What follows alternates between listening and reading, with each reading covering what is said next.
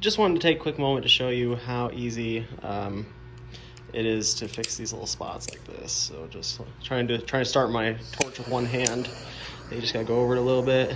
There's that, and it's just a little bit darker in those spots, and it's gone.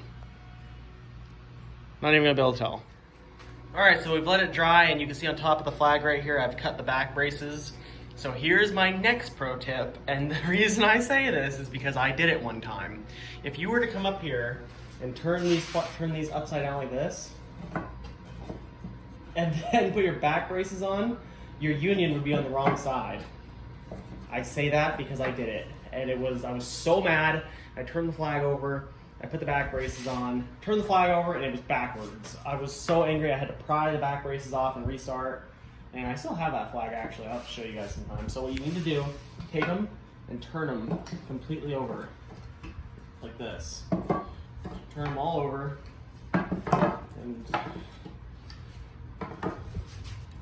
once you get them all turned over, I'll show you a next good tip here.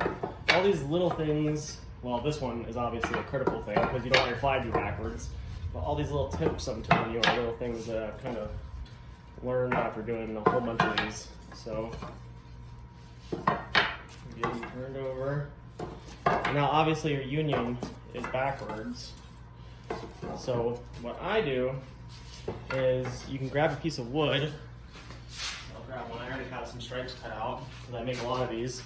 As I don't know if you can see this on camera. Oh, you kind of can't. Let me scoot over a little bit. So obviously the union's on this side now. So all you gotta do is come up on the edge. Just make it so they're all even. Because this is the side where the stripes are going to be and where those lines need to be crisp. So just get it on there nice and even. And then once I get it where I want it, you can go and get your clamps and loosely but firmly, if that makes sense. So just snug.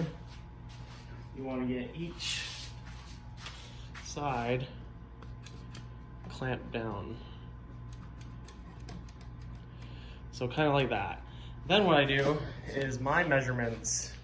There's a million ways you can do this part of it, but this is just how I do it. So I come over here with my tape measure. I measure the top and bottom. I put this right here, and I measure 3 inches, make a little mark, and 11 inches. Now I go to the bottom and do the same thing. And the reason I'm doing this is because that's how I line up my back braces so they're even on the back of the flag. So 3 and 11. Now I turn the tape measure around. You don't have to, you can just count backwards if you want, but then I go to the other side. Make sure your tape measure's even. 3 and 11. Bring it down to the bottom. 3 and 11. And 11. And I don't cut my back braces down to a certain size. I just measure the flag when I'm done cutting it and cut them accordingly. It's usually like 19 or 20 inches, something like that, somewhere in there. All right, so here we go. So I got my brad nail gun out. If you don't have a brad nail gun, you could still get this done. When I first started, I just separated my nails, my brad nails. Takes some work, takes some time, but it'll save you some money. You can separate them, then you can just hammer them in. I have a brad nail gun. I make a lot of these, but I did it for a long time without them. So I'm gonna use a gun, but just know there's plenty of other ways to do this. So all I do is I get my glue, make sure it's even. I check both sides just to make sure one's not better kind of than the other, which I kind of like this side better. So then what I do is I get a napkin, I take glue, and I give a good amount right down the back of it. You want a good amount, but you don't want it over flooding either, if that makes sense. So then, I'm not gonna show you all these, I'm only gonna do one to make sure the camera's good, okay? Now I just take a paper towel and I just rub it down. Try not to let any drip on the back of the flag. If you do, it's not the end of the world, you can just burn it. But I try and clean it up as much as I can. Make sure the tops and the bottom especially have a lot of glue. Not a lot, but we'll just say good coverage, because you really want this to dry on pretty good. So then I line it up with the top of that mark I made. Then I come down to the bottom. This helps usually if you have someone to help you. I don't right now. And get your brad nail gun. Sorry if I'm yelling, I got ear protection in. So 1, 2, come down to the bottom, make sure it's lined up. 1, 2. And then my next tip is to make sure you do 2 per stripe all the way up. Okay, there's the first one.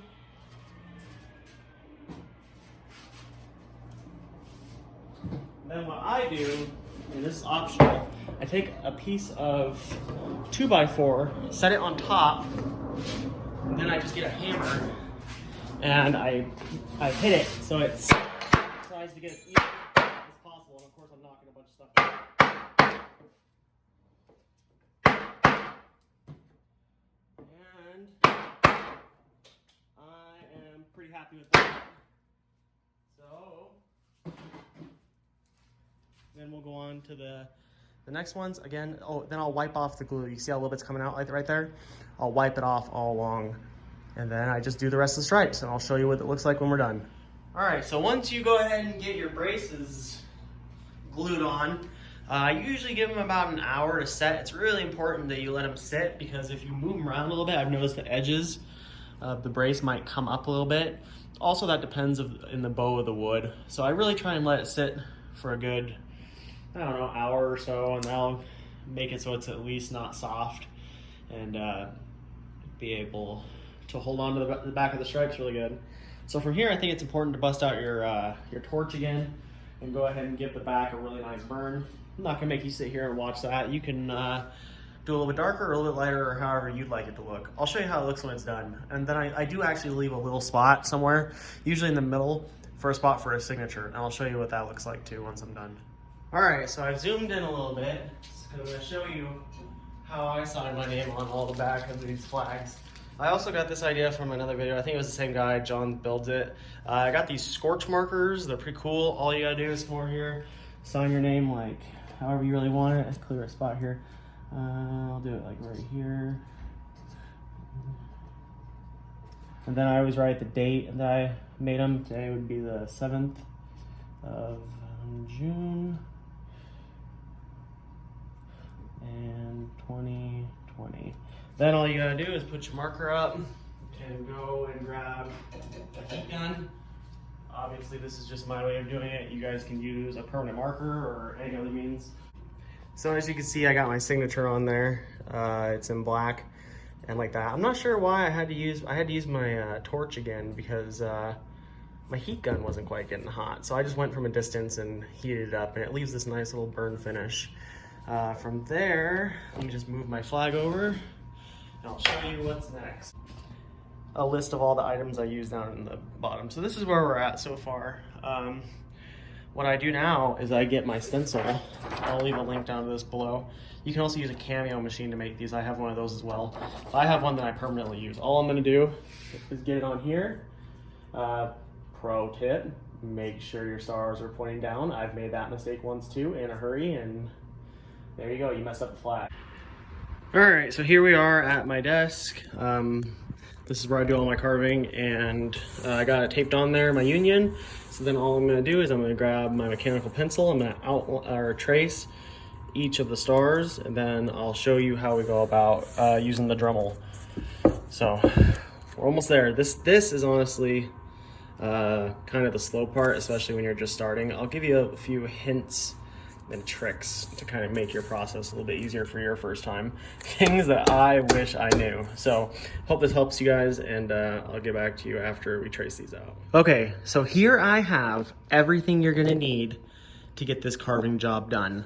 I've narrowed it down and I've learned a lot, so trust me. You'll need a set of earphones because it's kind of noisy. I use the Dremel 4000 and I just bungeed up to the ceiling so it hangs a little bit. Now, I use the flex shaft. There's other videos out there of people using the plunge router, and I don't know if I have that readily available in my stuff right here. Let me see if I can find it. Jonathan. Yeah, I'm not sure what, oh, here it is. This, a plunge router. So I did use this for a while. I hate it. I don't like it at all. You have to keep adjusting the depth, and it just takes a way longer time. Here are the main bits that I use. I use this little kit right here, and then I buy these. This is like $5, I think, for 2 of these. It's a bigger one. It's hard to show you how big it is on camera, but comparison to the Star, it's pretty big. So all I use is that. I use the little bit, and then I use the medium one. So I go through and I trace each star with the small one. Then I go through and I clean up as much as I can with the big bit. And then around the edges, I use the medium-sized bit. So I just got done tracing all these. So you can see that they're all on there and they're ready to go. So it's gonna be kind of hard for me to get a video showing you me carving this, and that looks good to me. I was just looking at it real quick. It's the first time I looked at it since I pulled it off.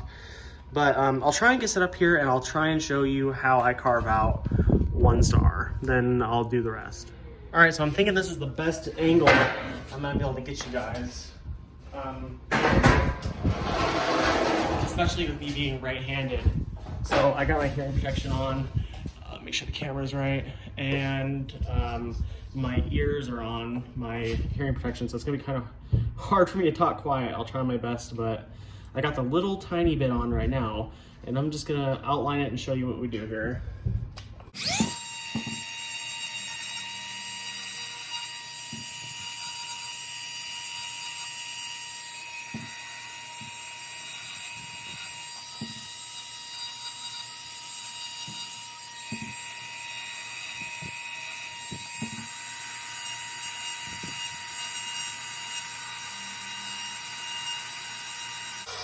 Okay, so there's it carved out like that. Then I'll go ahead and swap out my small bit for my large bit. And like I said, I usually go through and I outline all of them first, then go through and do this process. I'm just showing you one so you can see how easy it is. And it's faster. All you gotta do is go down deep enough to where you can't see any more of the stain. Just right down to the wood. You don't need to go deeper. And then once you burn it, you won't even be able to tell the depth difference. So here we go with the big bit.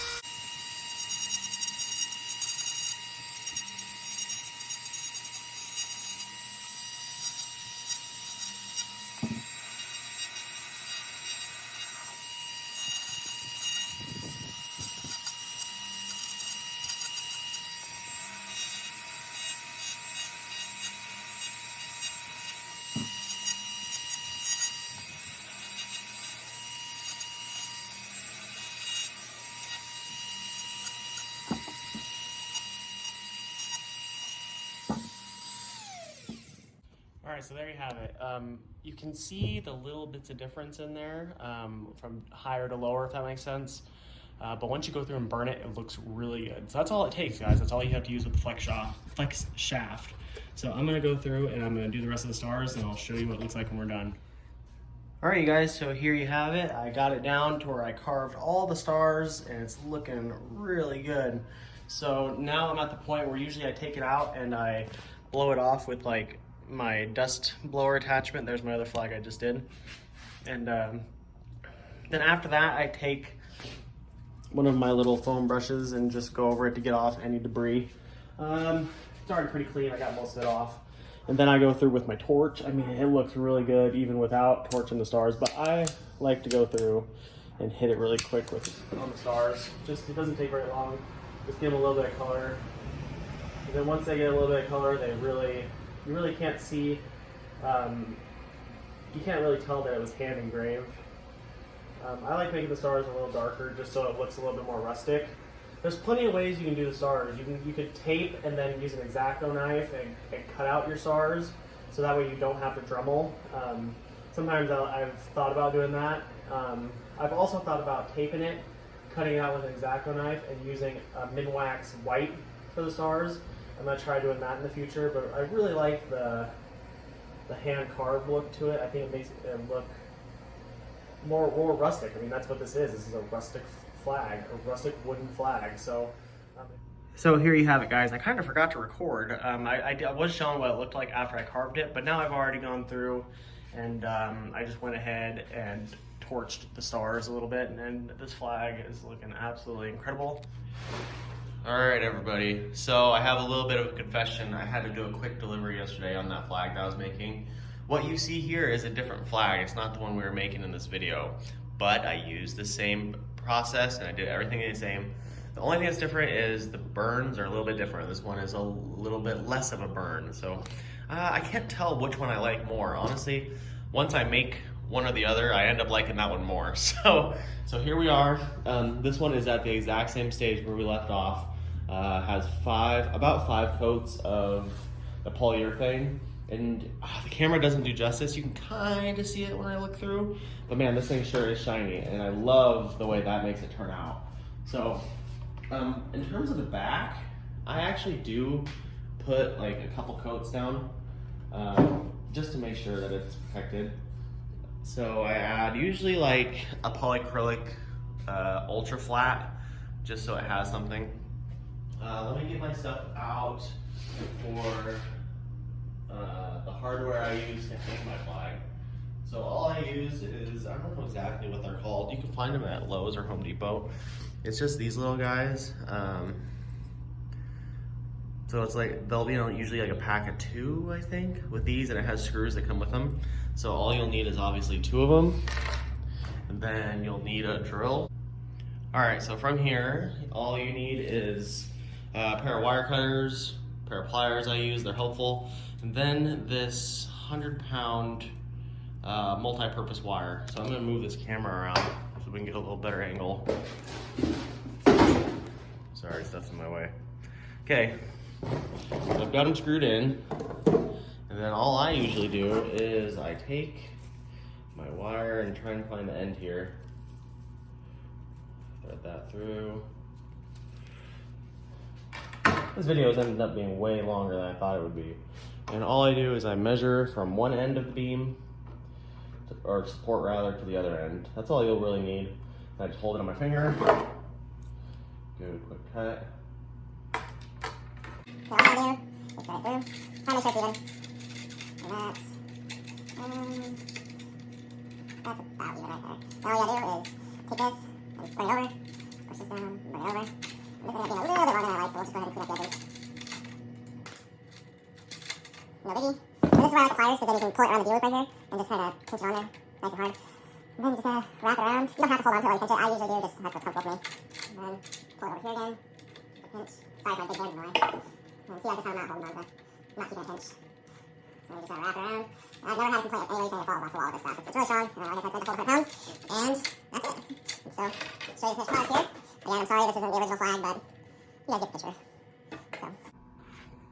So here we have it, one finished flag. Sorry there's not very good lighting, so you can't really tell, but in person, man, this thing looks amazing.